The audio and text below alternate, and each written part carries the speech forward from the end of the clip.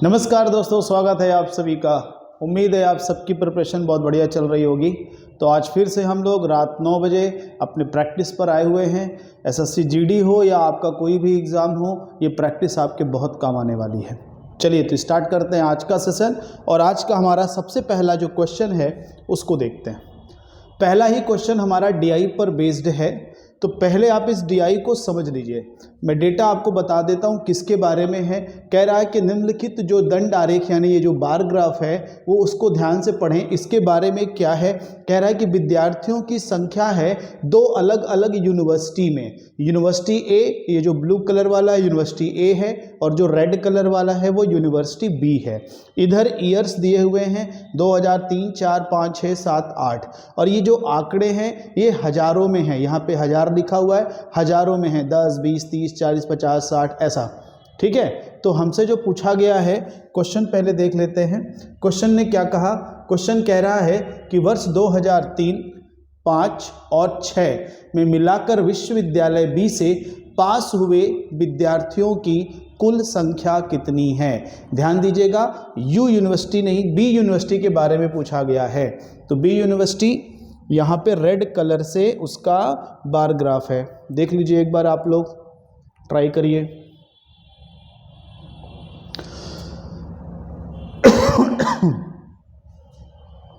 रोजाना की तरह आपको वही 10 सेकंड 12 सेकंड ऐसा टाइम मिलेगा। चलिए, तो क्वेश्चन का आंसर क्या होना चाहिए। सर 2003, 5, 6 3 वर्षों में हमें बी यूनिवर्सिटी यानी रेड कलर वाला ग्राफ देखना है। तो यहाँ पे जो रेड कलर वाला 3 का है वो 30 पे है, तो एक हो गया 30,000। फिर आपका 2005 आपका ये है, ये आपका 10 पे है, तो ये हुआ 10,000। फिर आपका 2006 ये है आपका, और ये जा रहा है 40, यानी टोटल कितना हो जाएगा 40, 30, 70, 10, 80। लेकिन ये 80,000 होगा। आपको थोड़ा ऑप्शन ध्यान से देखना है, 80,000, 8,000, 8 लाख ऐसा ऑप्शन दिया हुआ है, तो इसका सही आंसर होगा 80,000। ठीक है, उम्मीद है ये आपको समझ आ गया होगा। बढ़ते हैं अगले क्वेश्चन पर। अगला क्वेश्चन भी इसी डीआई पर बेस्ड है, क्वेश्चन अलग है बस। देख लीजिए क्वेश्चन क्या कह रहा है, ये आंकड़े और ये क्वेश्चन। क्वेश्चन पढ़ के 15 सेकंड का टाइम है।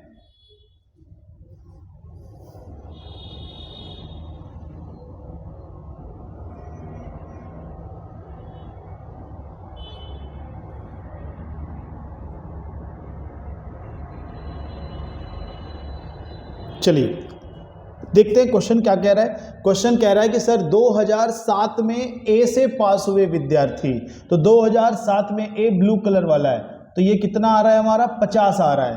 तो ए का हुआ 50,000 और बी का 2004 से लेना है, तो 2004 यहाँ पे बी यानी रेड कलर, तो रेड कलर हमारा 30 और 40 के बीच में आ रहा है यानी 35। ठीक है, बस इसका रेशियो बताओ। ये 1000 में है तो दोनों 1000 में है, तो 1000 दोनों का कैंसिल हो गया। 5 से ये 10 हो गया, 5 से ये 7 हो गया, तो इस क्वेश्चन का आंसर हो गया 10:7। सबसे लास्ट ऑप्शन है डी, तो इस क्वेश्चन का आंसर होगा डी। ठीक है, बहुत ही आसान डीआई आती है आप लोग के एग्जामों में। बस डेटा ध्यान से पढ़ना और ऑप्शन पे थोड़ा ध्यान देना, वहाँ ये गलतियाँ करवाता है आपसे। चलिए, ये आया एक क्वेश्चन आपके सिंपल इंटरेस्ट का, बहुत ही बढ़िया क्वेश्चन है, बहुत ही आसान क्वेश्चन है।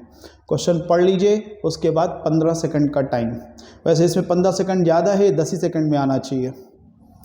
10 सेकंड।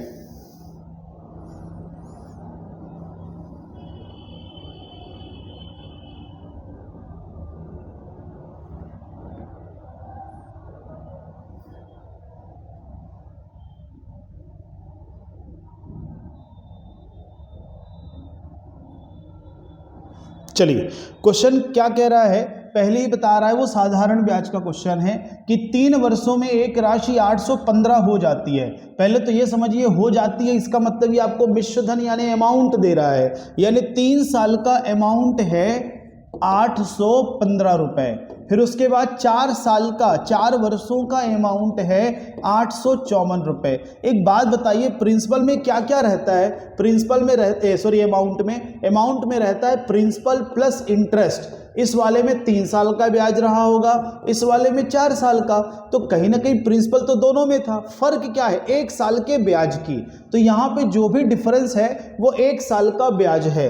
तो कितने रुपए का डिफरेंस है? 39 रुपए का डिफरेंस है, यानी 1 वर्ष की ब्याज हुई 39 रुपए। अब हमें क्या चाहिए? हमें बताना है सर प्रिंसिपल धनराशि। तो या तो इसमें रख दो या तो इसमें रख दो, बस फर्क क्या है, यहाँ पे रखेंगे तो 3 साल की ब्याज रखनी पड़ेगी, यहाँ पे रखेंगे तो 4 साल की ब्याज रखनी पड़ेगी। तो जो भी रखे दोनों में सेम आंसर आएगा। तो 3 साल पे रख लेते हैं, तो 39 का 3 गुना कितना होता है? 117 रुपये। तो 117 रुपये ब्याज है 3 साल में, और मिश्र धन 815 है, इसको माइनस कर दीजिए तो प्रिंसिपल आ जाएगा आपका 698 रुपये। ये आपका बी ऑप्शन। यूनिट डिजिट से भी इसको कर सकते थे कि सर यहाँ पे 39 का 3 गुना 7 घटने वाला है 5 में, तो 15 7 8 यूनिट पे आना चाहिए, उस हिसाब से भी बी ऑप्शन था। लेकिन ये इतना कठिन नहीं है, इसको आप आसानी से सॉल्व कर सकते थे। उम्मीद करता हूँ समझ आ रहा होगा। अगर आपने सिंपल इंटरेस्ट कंपाउंड इंटरेस्ट पढ़ा है, बिल्कुल बेसिक सा क्वेश्चन है ये, बस वही कि गलतियाँ करवा सकता है या टाइम कंज्यूम करवा सकता है। चलिए, तो ये हमारा ये क्वेश्चन भी हो गया। अब बढ़ते हैं अगले क्वेश्चन पर। अगला क्वेश्चन भी बहुत बढ़िया क्वेश्चन है, काफ़ी ज़्यादा आया करता है ऐसे क्वेश्चन। ठीक है, तो ट्राई करिए एक बार। 10 सेकंड का टाइम है, परसेंटेज सही निकालना बस।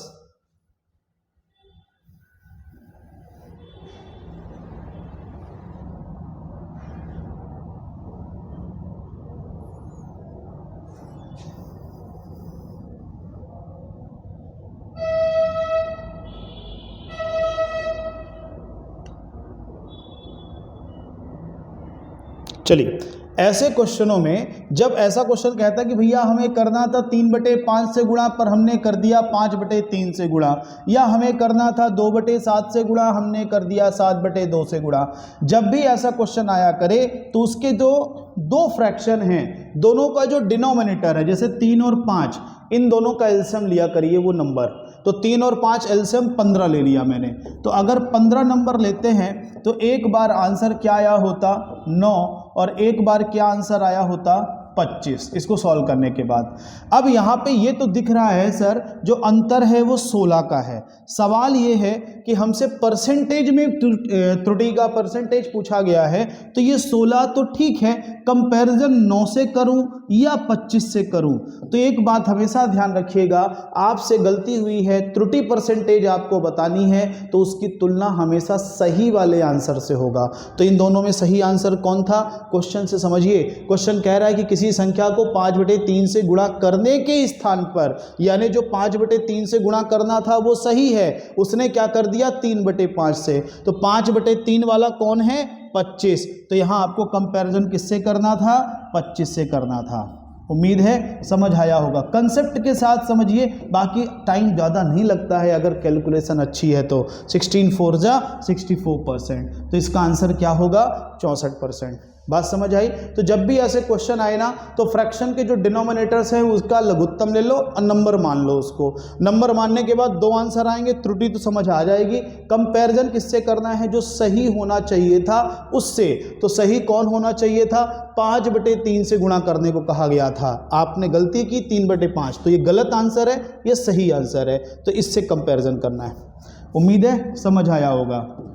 चलिए नेक्स्ट, इस क्वेश्चन को भी ट्राई करिए, बढ़िया क्वेश्चन है, ऑप्शन से घबराइएगा नहीं, अपने दिमाग से पहले सॉल्व करिए।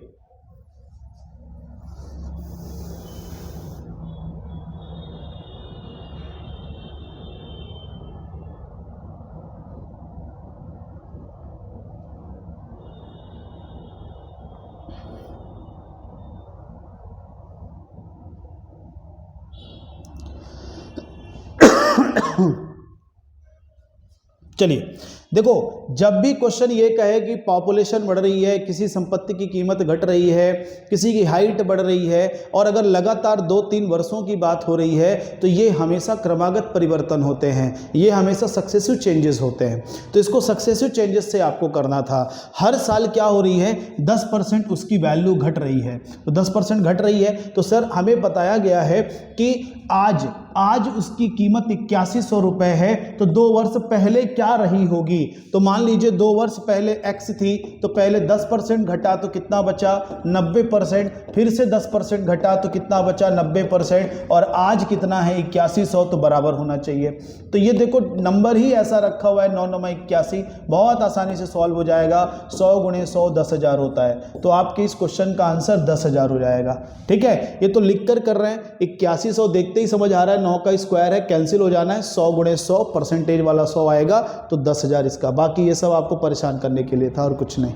ठीक है, उम्मीद करता हूँ समझ आ गया होगा। ये उनके लिए था जो थोड़ा सा ध्यान नहीं दे पाएंगे। ये 90/100 का वर्ग तो बनेगा, लेकिन यहाँ बराबर लगा है, तो ये इधर जाएगा तो रिवर्स होगा, तो ये उनके लिए था जो जल्दबाजी में आंसर देते हैं।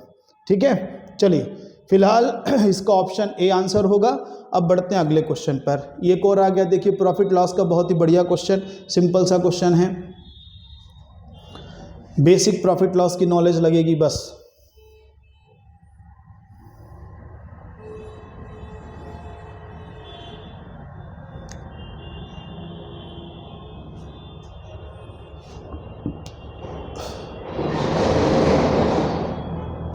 तो क्वेश्चन क्या कह रहा है कि कोई दुकानदार 200 रुपए क्रय मूल्य वाली वस्तु को कितना मूल्य अंकित करे, यानी हमें कॉस्ट प्राइस दिया है, मार्क प्राइस पूछ रहा है, ताकि 25% का डिस्काउंट देने के बाद भी 35% का लाभ प्राप्त हो। ध्यान रखिए, अगर डिस्काउंट परसेंट, प्रॉफिट परसेंट हमें पता है तो हम मार्क प्राइस कॉस्ट प्राइस को डायरेक्ट रिलेट कर सकते हैं, सेलिंग प्राइस की कोई आवश्यकता नहीं है।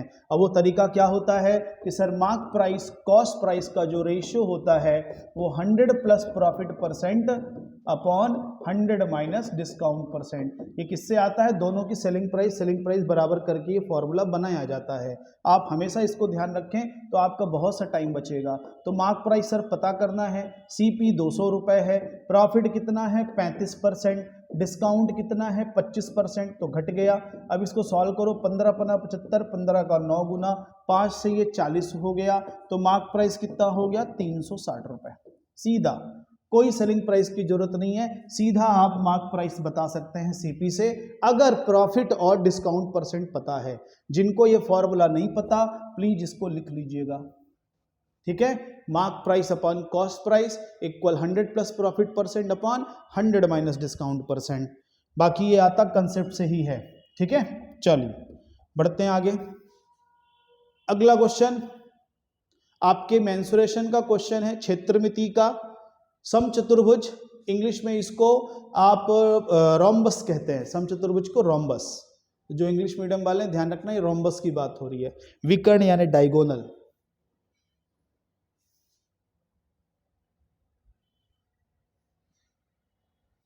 फॉर्मूला पता होगा तो 10 सेकंड में हो जाएगा,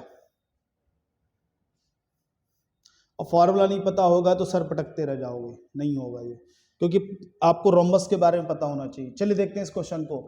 हमें पता है कि सर रोम्बस क्या होता है, स्क्वायर को धक्का मार दीजिए, थोड़ा तिरछा हो जाए तो वही हमारा रोम्बस होता है। रोम्बस यानी समचतुर्भुज। समचतुर्भुज की खासियत क्या होती है कि सर इसकी चारों भुजाएं बराबर होती हैं, इसकी चारों भुजाएं बराबर होती हैं, साथ ही साथ इसके जो विकर्ण होते हैं जब भी एक दूसरे को कट करते हैं तो समद्विभाजित यानी बाइसेक्ट करते हैं, और साथ ही साथ 90 अंश का कोण बनाते हुए यानी राइट एंगल बाइसेक्ट करते हैं। ये इनकी प्रॉपर्टी ध्यान रखिएगा। ठीक है, लेकिन हमें केवल एरिया से मतलब है, तो यहाँ पे फिलहाल एरिया का डायरेक्ट फार्मूला होता है 1/2 d1 × d2। आपको ध्यान रखना है रोम्बस यानी समचतुर्भुज के क्षेत्रफल के लिए विकर्ण की आवश्यकता पड़ती है, तो 1/2 d1 d2, और आपके क्वेश्चन में वही डायरेक्ट दिया हुआ है 18 और 20। तो 18 और 20 कर लीजिए विकर्णों की जगह पे और इनको सॉल्व कर दीजिए, तो ये आया 180 वर्ग मीटर एक तरफ का। ध्यान रखिए क्वेश्चन ने क्या कहा है कि दोनों पृष्ठों पर प्रिंट कराना है, तो 2 एरिया लगेंगे, ये एक एरिया है एक तरफ का, आपको दूसरे तरफ भी पेंट करना है तो आपको डबल एरिया देना पड़ेगा, यानी कितना हो जाएगा 360 एरिया है, और पर वर्ग मीटर कितना खर्च हो रहा है 3 रुपए, तो 3 से गुणा कर देंगे तो 1080। 360 का 3 गुना 1080। अच्छा क्वेश्चन था, गलतियां करवा सकता था, क्योंकि जनरली हम एरिया एक ही तरफ का मान के चल देते हैं। इन्होंने पेंट करने की बात की है तो इधर भी होगा और उसके बैक साइड भी होगा, तो जितना एरिया सामने है उतना ही एरिया पीछे होगा, इसलिए हम एरिया को डबल कर रहे हैं। फिर जो एरिया आ रही 360, उसमें 3 का गुणा क्यों कर रहे हैं? क्योंकि जो खर्चा है वो हमें बताया गया है कि 3 रुपये वर्ग मीटर है, तो टोटल 360 वर्ग मीटर है, तो खर्च कितना होगा? 360 गुणे 3 यानी 1080 रुपये। ठीक है, उम्मीद करता हूं समझ आ रहा होगा, बहुत ही बढ़िया है। बस आपको थोड़ा ध्यान क्या रखना है, फॉर्मूला, कि रोम्बस का फॉर्मूला क्या होता है। एक और बहुत ही आसान क्वेश्चन, 10 सेकंड के अंदर इसका आंसर आप सभी लोग दें फटाफट। आप में से कई लोग क्वेश्चन लगाते हैं पर आंसर नहीं देते हैं, प्लीज आंसर दिया करिए, है ना, ये आपका कॉन्फिडेंस बढ़ाएगा, इससे मेरा कोई फायदा नहीं हो रहा है। आप जब आंसर दोगे, सही होगा या गलत होगा, उससे आपकी परफॉर्मेंस इंप्रूव होगी। अगर आपका गलत होगा तो आपको पता चलेगा कि मैं गलतियां करता हूं या करती हूं जल्दबाजी में, या तो फिर आपका सही हो रहा होगा तो वो आपको विश्वास देगा कि नहीं तुम सही करते हो, तो एग्जाम में भी आप उसी विश्वास के साथ वहां आंसर देंगे। ठीक है, तो आंसर देना बहुत जरूरी है। चलिए ट्राई करिए इस क्वेश्चन को।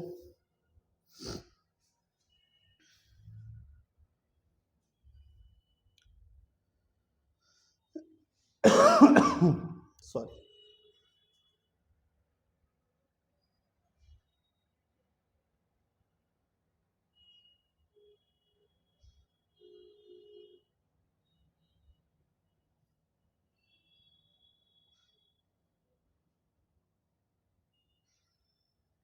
चलिए अब तक में आ जाना चाहिए। बहुत ही आसान क्वेश्चन, कह रहा है कि 510 रुपए में 30 संतरे 75 सेब खरीदे गए।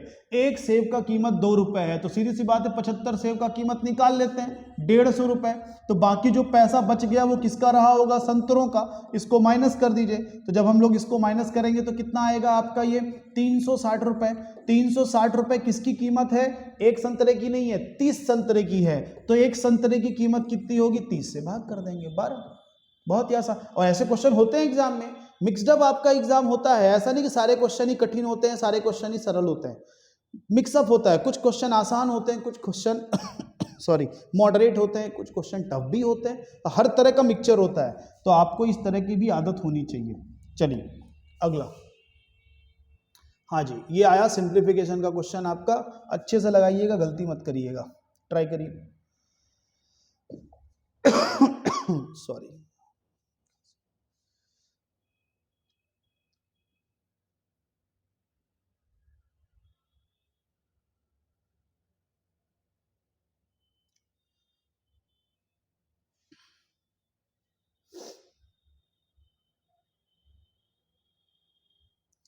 चलिए अब तक में आ जाएगा, देखो आंसर आ जाएगा, ऑप्शन पे गलत मत करना।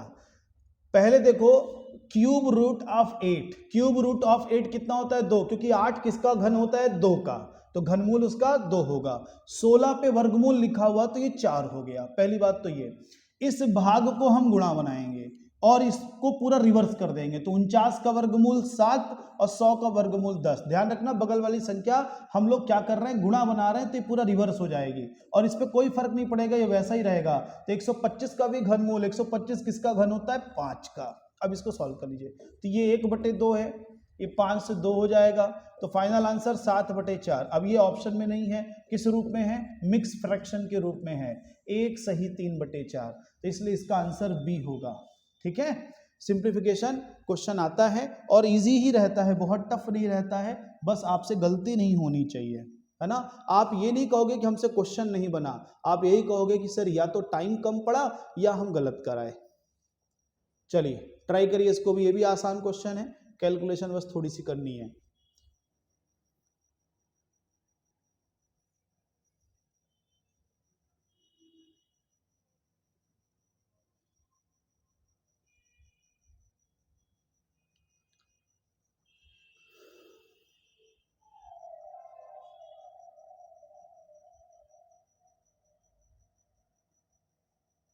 चलिए, यहां पे क्वेश्चन आपसे पूछ रहा है लाभ प्रतिशत। आप सबको पता है कि लाभ का प्रतिशत आता है जब हमारे पास पता हो लाभ। लाभ किससे आता है? क्रय मूल्य और विक्रय मूल्य के अंतर से, जिसकी तुलना जब हम क्रय मूल्य से कर देते हैं तो हमें लाभ का प्रतिशत मिल जाता है। यानी कुल मिलाकर के घूम फिर करके बातें वही होती हैं कि सर कितने में खरीदा, कितने में बेचा, ये हमको जानना है। तो यहाँ पे देखो खरीदने का भी कीमत दिया है, बेचने का भी दिया है, पर फर्क क्या है? खरीदते समय दर्जन में दिया है और बेचते समय एक का दिया है। तो आप या तो बेचने का दर्जन में बना लें, खरीदने का या तो एक बना लें, तभी आप कंपैरिजन करेंगे। तो खरीदने का बना लेते हैं, तो एक दर्जन मतलब 12, तो 8,880 रुपए में वो कितने खरीद रहा है? 12। तो 12 से इसका भाग कर दीजिए, तो ये कितना बन जाएगा? 12 सत्ते 84, 12 चौक 48, 740 रुपए में एक खरीद रहा है, यानी सीपी आ गई।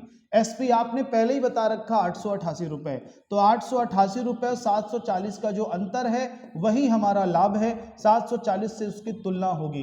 ये कितने का अंतर दे रहा है ये देख लीजिए, ये 148 रुपए का अंतर दे रहा है और ये एग्जैक्टली इसका 5 गुना है। ठीक है, एग्जैक्टली इसका 5 गुना है। 14 पंचे 70, 8 पंचे 40, बिल्कुल 1/5 आंसर होता है 20%। इसलिए इस क्वेश्चन का आंसर क्या होगा? 20%। 20% का लाभ हुआ। आसान क्वेश्चन है, कैलकुलेशन पे बस गलती मत करिएगा। ठीक है, उम्मीद करता हूं समझ आ रहा होगा। और जिनसे ये क्वेश्चन नहीं बनते हैं उनको बार बार ये देखना चाहिए, कंसेप्ट समझ आया या नहीं समझ आया पहले उससे मतलब नहीं है, अभी कंसेप्ट के साथ ही इसीलिए बताता हूं कि अगर वो बच्चे जिन्होंने इस चैप्टरों को नहीं पढ़ा है या पहली बार पढ़ रहे हैं तो वो भी धीरे धीरे बार बार जब एक ही क्वेश्चन आएगा तो आप आंसर फिर कहीं ना कहीं समझ ही जाओगे कैसे निकालना है। चलिए, ये भी सिंप्लीफिकेशन का मगर बहुत ही आसान क्वेश्चन, ये 5 सेकंड से ज्यादा टाइम नहीं लेना चाहिए। एल्जेब्रिक फॉर्मूले याद होंगे तो जल्दी आंसर दे दोगे।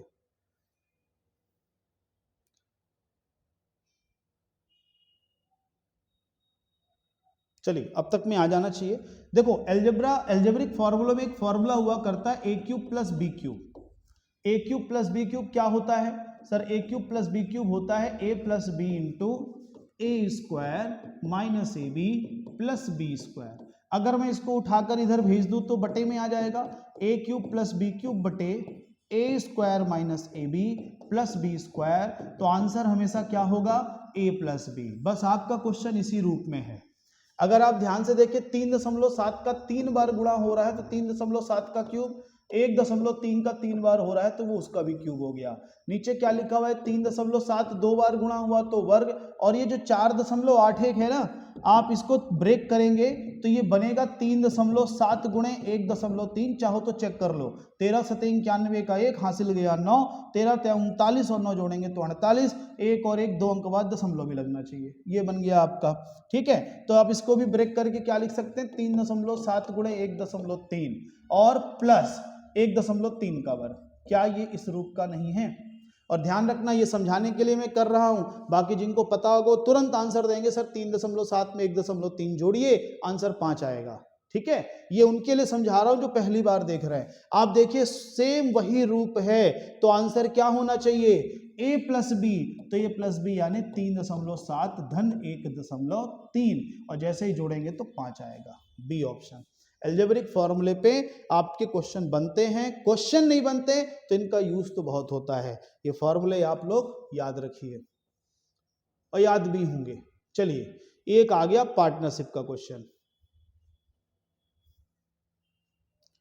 ट्राई करिए, पहले क्वेश्चन पढ़ लीजिए। क्वेश्चन पढ़ने के लिए आपको मैं 10 सेकंड दे रहा हूं और सॉल्व करने के लिए भी 10 सेकंड, 20 सेकंड का टाइम।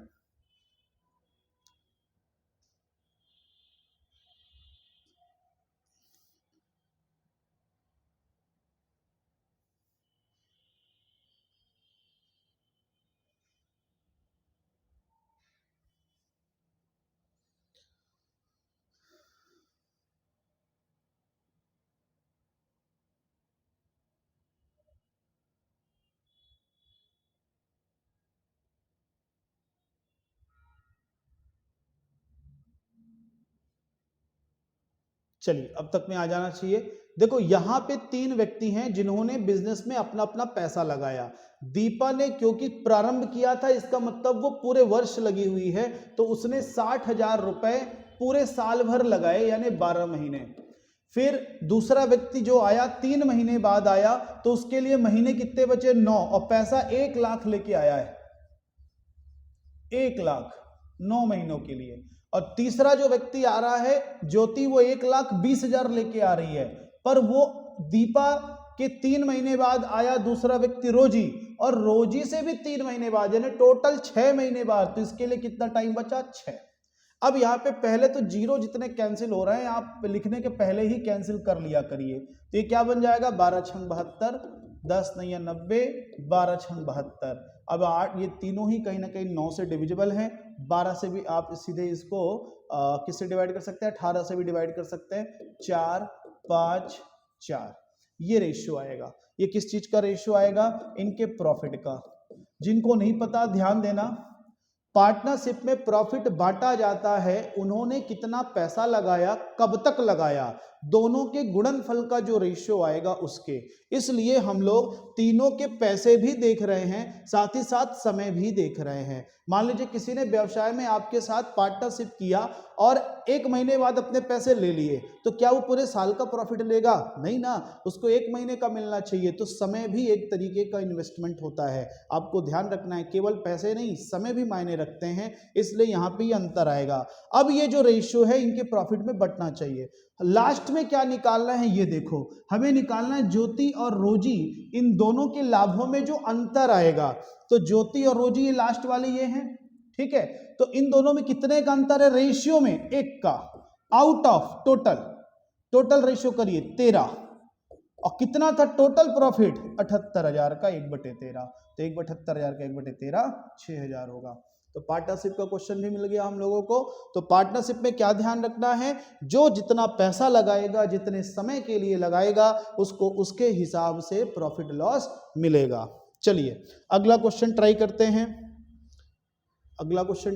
हैं। ये टाइम स्पीड डिस्टेंस का क्वेश्चन पढ़ लीजिए और सॉल्व करिए 15 सेकंड में।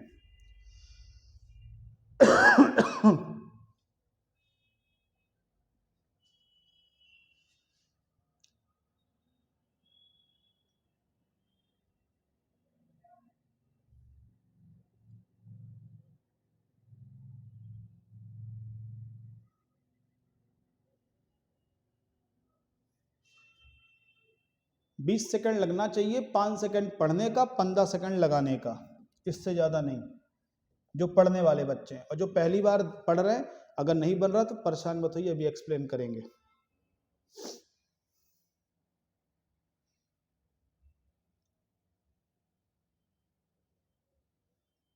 चलिए क्वेश्चन कह रहा है कि एक लड़का अपने घर से स्कूल तक 3 किलोमीटर प्रति घंटे की स्पीड से जाता है और आता है 2 किलोमीटर प्रति घंटे की स्पीड से, और आने जाने में टोटल टाइम 5 घंटे लग रहा है। पहली बात तो ये ध्यान रखना, कई लोग गलती क्या करेंगे, सर टोटल 5 घंटे लगा मतलब जाने में 2.5 आने में 2.5, ऐसा कतई नहीं है। समय बराबर नहीं लग रहा है। क्यों? क्योंकि अगर समय बराबर होता तो चाल बराबर होती। दूरी तो बराबर है, जितना जाएगा उतना आएगा, लेकिन क्या चाल बराबर है, स्पीड बराबर है? नहीं ना। तो जब स्पीड बराबर नहीं है तो आप कैसे कह सकते हैं कि टाइम बराबर होगा? इस बात का ध्यान रखिएगा। तो फिर सर कैसे लगेगा? जल्दी वाला तरीका क्या है, पहले इनका एवरेज स्पीड देख लो। एवरेज स्पीड 2 3 का कितना आएगा? आप सबको पता है कि 2 × 3 अपॉन 2 + 3। जिनको पता होगा ये formula 2xy upon x + y, ये एवरेज स्पीड का होता है जब 2 बराबर दूरी दी हो। तो यहाँ पे 2 बराबर है, जितना जा रहा है उतना ही आ रहा है, तो बराबर दूरी हो गई। तो ये मैंने डायरेक्ट क्या कर दिया, एवरेज स्पीड। सर हमें बताना क्या था, डिस्टेंस। तो डिस्टेंस इक्वल क्या होता है, स्पीड इंटू टाइम। तो ये स्पीड हो गया, टाइम कितना है 5, ठीक है। तो ये 5 से 5 कट गया, 2 3 5 होगा ना। अब इनका गुणा करो, देखो कितना आता है 12। लेकिन आंसर 12 मत करना, क्यों? क्योंकि ये टोटल टाइम का आपने इंटू किया है एवरेज स्पीड से, तो टोटल टाइम टोटल डिस्टेंस देगा। तो टोटल डिस्टेंस 12 है, यानी गया और आया दोनों मिला के 12 किलोमीटर। तो फिर एक बार का 6, क्योंकि हमसे केवल ये पूछा गया है घर और स्कूल की दूरी, तो वो कितनी होगी 6 किलोमीटर। समझ आई बात? चलिए अब इसका बेसिक तरीका भी देख लेते हैं। बेसिक तरीका क्या कहता है, मान लीजिए यहाँ पर उसका घर है और यहाँ पे है उसकी स्कूल, तो यहाँ तक की दूरी को हमने d मान लिया। ये मैं उनके लिए समझा रहा हूँ जो पहली बार पढ़ रहे हैं। बाकी जो पढ़ चुके हैं उनको पुराना जो तरीका अभी दिखाया उससे लगाना है। तो डी दूरी वो जा रहा है, डी दूरी वो आ रहा है। तो सर ये 5 घंटे क्या है, जाने का प्लस आने का समय मिलाकर 5 घंटे। समय बराबर क्या होता है, दूरी बटे चाल। तो दूरी डी बटे चाल कितनी, जाते वक्त 3, आते वक्त 2, बराबर 5। डी कॉमन कर दीजिए। डी जैसे ही कॉमन करेंगे तो ये क्या बन जाएगा, 5 बटे 6। इससे भी आप देख सकते हैं आसानी से सॉल्व हो जाएगा। 6 किलोमीटर। मैंने एवरेज वाला क्यों बोला, क्योंकि आप वो ओरली कर सकते थे एवरेज कि सर बटे में 5 आ रहा है, इस 5 को कैंसिल कर देगा, 2 3 6 दूनी 12 का आधा 6। इतना ही टाइम लगता है आपको आंसर देने में, बाकी ये समझाने के लिए, ठीक है। इसमें भी ज्यादा नहीं, 1 2 3 स्टेप लग रहे हैं, पर आंसर आ रहा है 6। यहाँ पे आधा करने की जरूरत नहीं है, सीधा पहले से ही आंसर आ रहा है डी। डी यानी घर से और इसके स्कूल की दूरी। उम्मीद है समझ आ रहा होगा। चलिए अगला क्वेश्चन ट्राई करिए। प्रॉफिट लॉस का एक और क्वेश्चन आ गया, ट्राई करिए।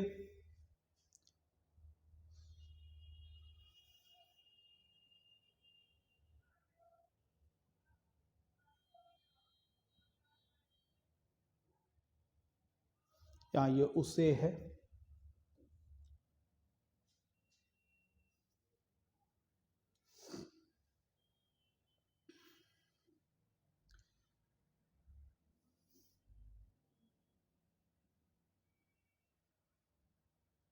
बहुत ही आसान।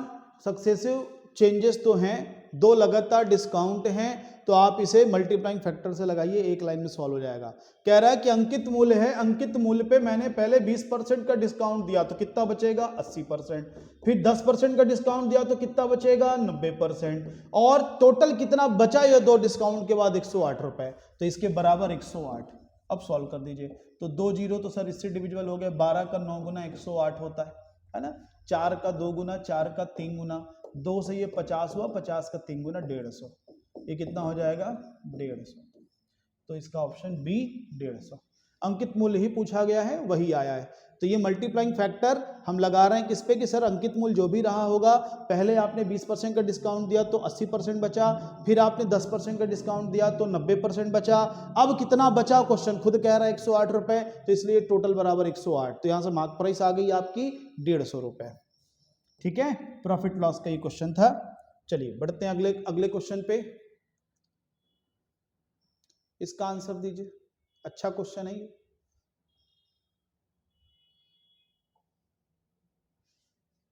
अच्छा क्वेश्चन है ये।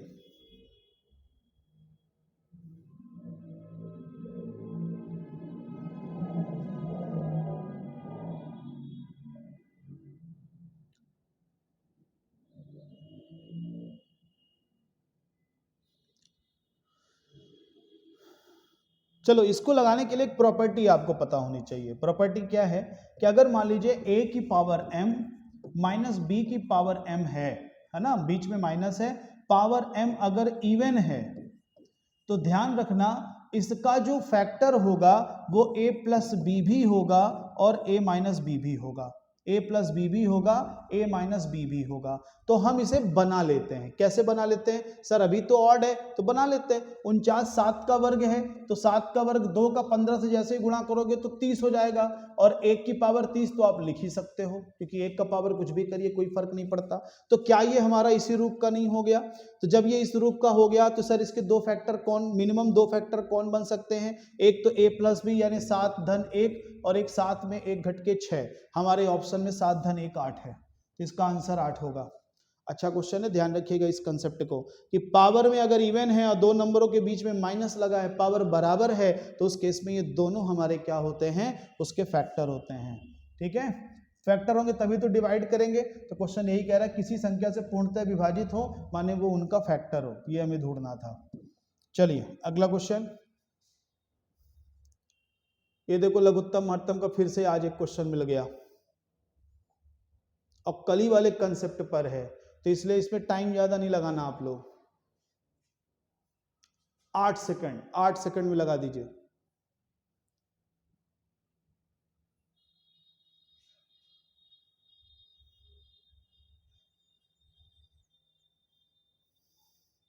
चलिए क्वेश्चन क्या कह रहा है, दो संख्याओं का लघुत्तम समावर्तक 225, महत्तम समावर्तक 5, एक संख्या 25 हो तो दूसरी संख्या क्या होगी। तो इसके लिए हम लोगों ने कल भी पढ़ा क्या कि सर दो संख्याओं का गुणनफल उनके लघुत्तम और महत्तम समापवर्तक के गुणनफल के बराबर होता है।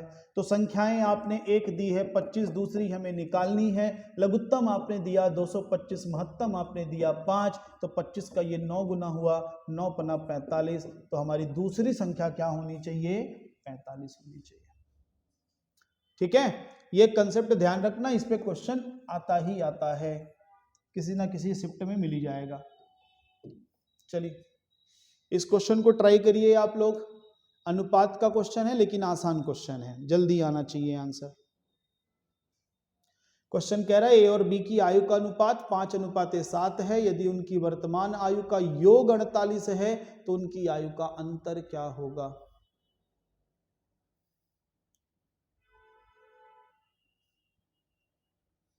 चलो अब तक में आ जाना चाहिए। सर हमें डिफरेंस बताना है, तो डिफरेंस क्या होगा, इनका एडिशन कितना है, 5 और 7 48 आपने दिया, यानी 5 7 12 आपने बताया है 48, तो एक कितना होगा 4। हमें क्या बताना है, इनका अंतर, तो इनका अंतर कितना है 2। देखो जो अनुपात में अंतर है उसी के हिसाब से आंसर दे रहे हैं, तो 2 का अंतर 4, एक अगर 4 है तो 2 8 होगा, इसलिए इसका आंसर 8 होगा। अलग अलग एज निकालने मत जाइएगा, उसकी कोई जरूरत नहीं है। ठीक है, रेशियो में टोटल दिया है तो टोटल को टोटल के बराबर कर दीजिए, 12 48 1 4 हो गया, अंतर 2 है तो 2 8 हो जाएगा। चलिए नंबर सिस्टम का क्वेश्चन एक ही आ गया, बेसिक कंसेप्ट का क्वेश्चन, जल्दी से आंसर दीजिए। 5 से विभाज्य 3 लगातार प्राकृतिक संख्याओं का जोड़ 60 है तो बड़ी संख्या क्या होगी। 10 सेकंड में आना चाहिए।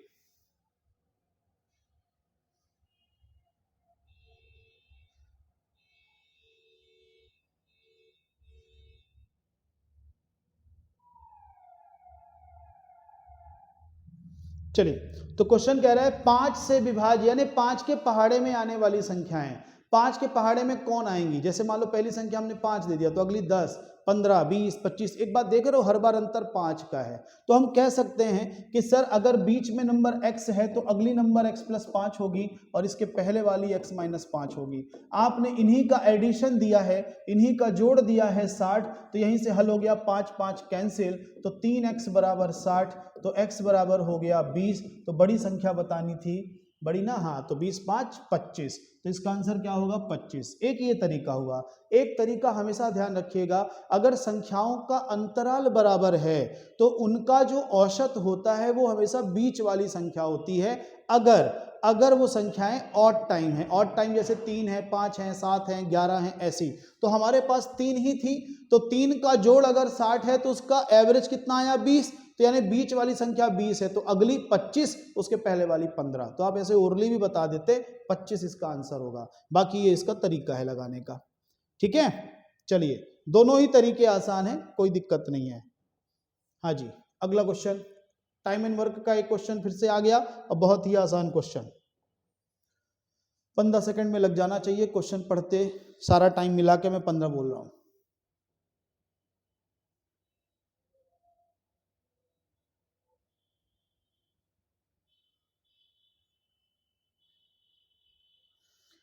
चलो, जो फॉर्मूला अभी थोड़ी देर पहले एवरेज स्पीड के लिए बताया था, कुछ हद तक वैसा ही फॉर्मूला यहाँ पे लग जाना है आपका। क्या कि सर अगर ए 15 दिन में बी 10 दिन में, तो दोनों मिलकर करेंगे 2 × 15 × 10 / 15 धन 10 25, इसको डिवाइड कर दीजिए, तो ये 15 दूना 30 दाम 300, 325 से भाग कर देंगे तो आप लोग को कितना बन जाएगा। अच्छा यहाँ पे 2 से डिवीजन भी करना पड़ेगा आपको, ये रिवर्स होगा। तो मैं तो कहता हूँ ये फॉर्मूलों के चक्कर में पड़िए ही मत। आप क्या करिए, सर ए का क्या दिया हुआ है 15 दिन, बी का कितना दिया हुआ है 10 दिन, तो क्या बनेगा सर, इनका लघुत्तम ले लीजिए 30, तो इसकी कार्य क्षमता 3, इसकी कार्य क्षमता उसकी 2 होगी, इसकी 2, किसकी ए की, और बी की 3, दोनों मिला के 5 काम करेंगे, तो 30 काम 5 के हिसाब से 6 दिन में। बहुत ही आसान से, ठीक है, बहुत ही आसानी से आप आंसर दे पाएंगे इसका। चलिए तो ये हुआ टाइम एंड वर्क का आसान सा क्वेश्चन। अब देखते हैं अगला क्वेश्चन। हाँ जी, ये मेंसुरेशन का है मगर लॉजिकल क्वेश्चन है, फॉर्मूला बस पता हो बस। कह रहे थे किसी वर्ग की भुजा चौगुनी कर दी जाए, 4 गुनी, तो परिणामी वर्ग तथा दिए हुए वर्ग के क्षेत्रफल का, परिणामी मतलब रिजल्टेड जो स्क्वायर बनेगा उसका एरिया और जो पहले से वर्ग था उसका एरिया का अनुपात क्या होगा।